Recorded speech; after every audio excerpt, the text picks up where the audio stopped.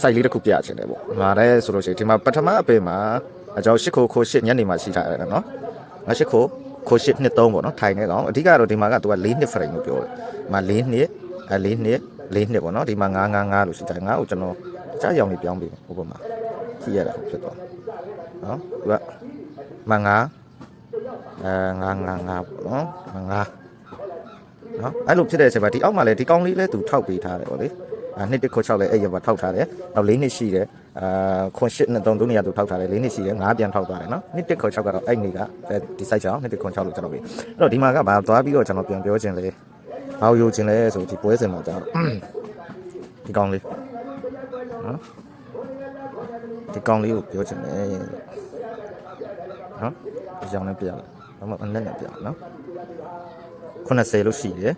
နောက်ဒုတိယပင်မှာကျတော့9နှစ်နော်အမှန်တိုင်းပြောရရင်တော့အဖွင့်နေဆိုတာတဲ့သူညနေပိုင်းတောင်သူလောက်လို့ရတယ်ပေါ့လေနောက်လည်းတစ်ချက်သတိထားခဲ့ရမှာကဒါတော့ဒီထဲမှာသတိထားဖို့ပြခဲ့တာပါ9ခွရှိပေမဲ့20ရှိပဲဆိုတော့ဘာပဲပြောကျွန်တော်ပထမပို့မှာနဲ့ဆိုလို့ရှိရင်နော်ဒီကောင်က9နှစ်90ဆိုတဲ့ဟာနော်2990ရဘလို့နေနည်းနည်းလေးကောင်းတယ်ပထမဆုံးပို့မှာကြတော့ကျွန်တော်ပြောခဲ့တာကတောက်ချနေလို့ပြောတယ်အခု